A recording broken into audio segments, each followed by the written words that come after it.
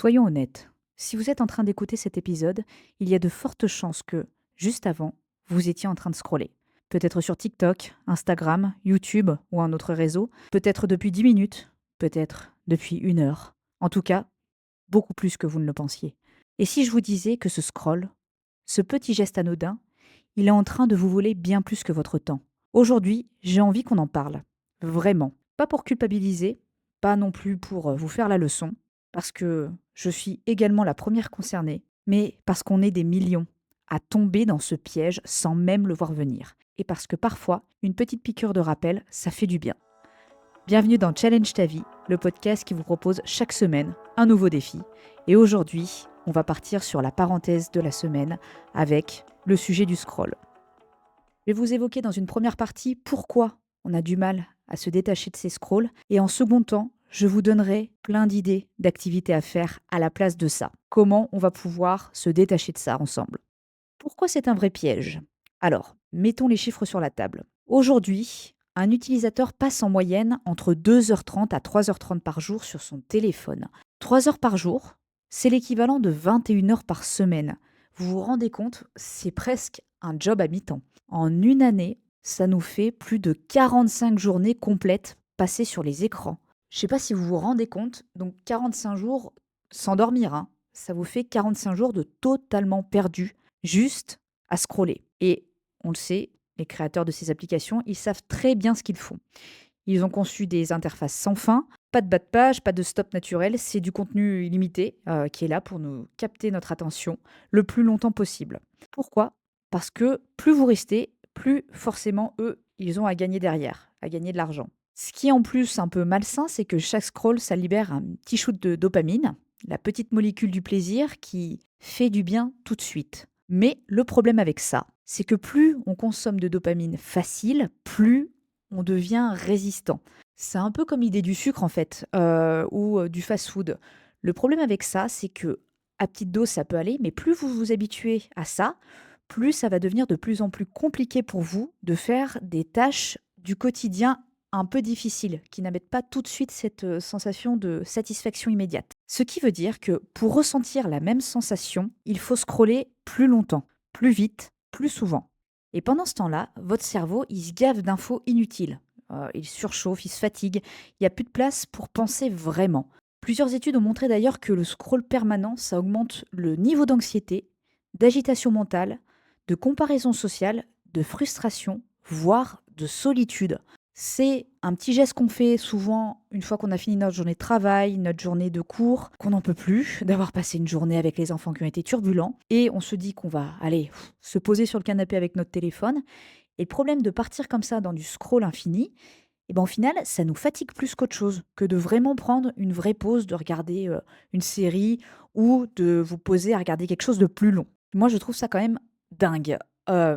On cherche là à se divertir, à se reposer, et en fait, on va ressortir plus fatigué, plus vide et moins heureux qu'avant. Le scroll, ça vide la tête, mais ça vide aussi votre vie. Alors vous allez me dire, si vous regardez ma chaîne, vous voyez que je fais des shorts.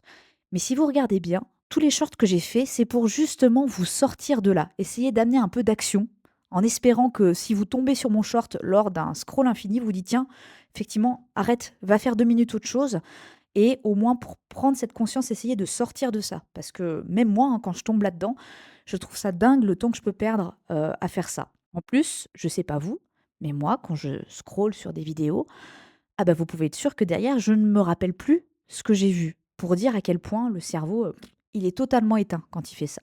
Donc, une fois qu'on a vu ce problème, on se dit ok, mais qu'est-ce qu'on fait à la place? Quels sont les loisirs qu'on peut développer à côté? Je sais, c'est pas facile aujourd'hui, en 2025, de poser son téléphone. C'est devenu un réflexe, un réconfort, une habitude automatique, et vraiment, je vous dis ça parce que je le fais également un peu tous les jours. Mais la bonne nouvelle, c'est qu'il existe mille et une petites choses simples à faire pour se retrouver un petit peu dans la vraie vie. Il n'y a pas besoin de grimper sur le mont Everest, hein, ou de devenir un moine dans une grotte. Je vois un peu sur les réseaux l'histoire de la dopamine détox. Bon, ça peut être une idée, peut-être qu'un jour je le lancerai dans un de mes défis de la semaine, mais je pense qu'en fait, il faut remplacer cette habitude par une autre. Il faut combler ce vide par autre chose. Je vais vous faire une petite liste non exhaustive, mais assez concrète de choses que vous pouvez faire tout de suite à la place de scroller. Ça peut être donc dans les activités, envoyer un message à quelqu'un, un appel, un petit SMS, un petit vocal à un ami, à quelqu'un de votre famille que vous n'avez pas eu depuis un moment. Vous pouvez vous mettre à ranger un petit coin de chez vous, un tiroir, une étagère. C'est visuel, c'est gratifiant, et en plus vous aurez eu la sensation de faire quelque chose dans votre journée. De vous mettre un peu en mouvement, faire un étirement, une espèce de danse ridicule, 10 squats. Votre corps, il aime bouger. Même si vous vous sentez crevé, ça peut un petit peu vous détendre, faire quelques étirements. Prendre un livre, lire seulement 2 pages, mais au moins vous allez vous décrocher comme ça des écrans. Vous faire une boisson que vous aimez, un thé, un chocolat chaud, un café, un vrai petit moment sympa. Vous allez déguster, peut-être même avec un petit carré de chocolat, vraiment pour profiter du moment. Vous allez prendre l'air, même juste aller ouvrir votre fenêtre et respirer un grand coup par la fenêtre. Regardez le ciel, regardez ce qui se passe autour de vous. Vous pouvez noter les idées qui vous passent par la tête, vos envies, vos projets même les plus fous, et peut-être commencer à écrire là-dessus. Ça peut vous faire du bien. Vous pouvez partir dans la création, dans le loisir créatif, faire un truc de vos mains. Dessiner, vous prenez un stylo, une feuille et vous commencez à dessiner. Vous pouvez très bien vous lancer dans du bricolage. Vous pouvez créer un truc de vos mains. Vous pouvez en profiter pour passer un moment en famille, regarder un film avec quelqu'un, une série. Oui, c'est mieux que de scroller, même si c'est un écran. Regardez une vidéo YouTube un peu plus longue avec plus de consistance. Ce sera mieux que de scroller, vraiment. Vous pouvez vous lancer dans un jeu de société avec vos enfants, aller faire un jeu dehors avec eux.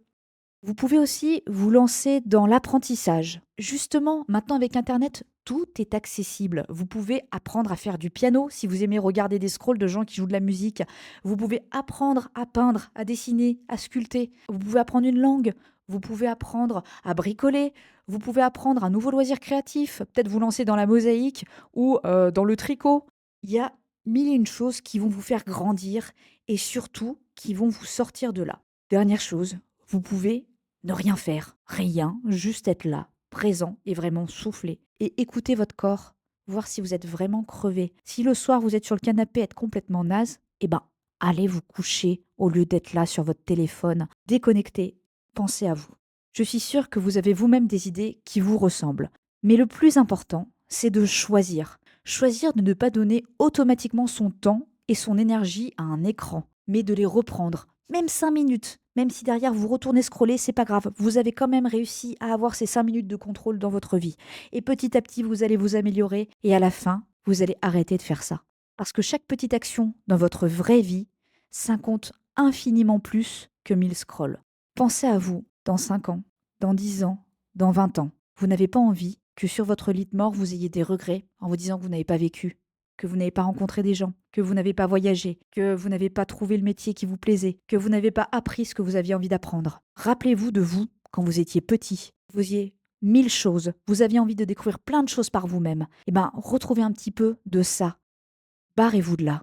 Posez votre téléphone. Lâchez ce scroll. On coupe tout et on va vivre un truc vrai. Je vous remercie pour votre écoute.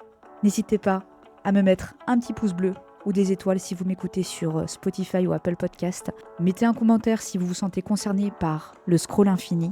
Ça me fera plaisir de vous lire et qu'on partage ensemble nos idées pour arrêter ça. Je vous dis à samedi pour un nouveau défi. Prenez soin de vous, vraiment. Et n'oubliez pas, la vie est un challenge. Alors, arrêtez de scroller.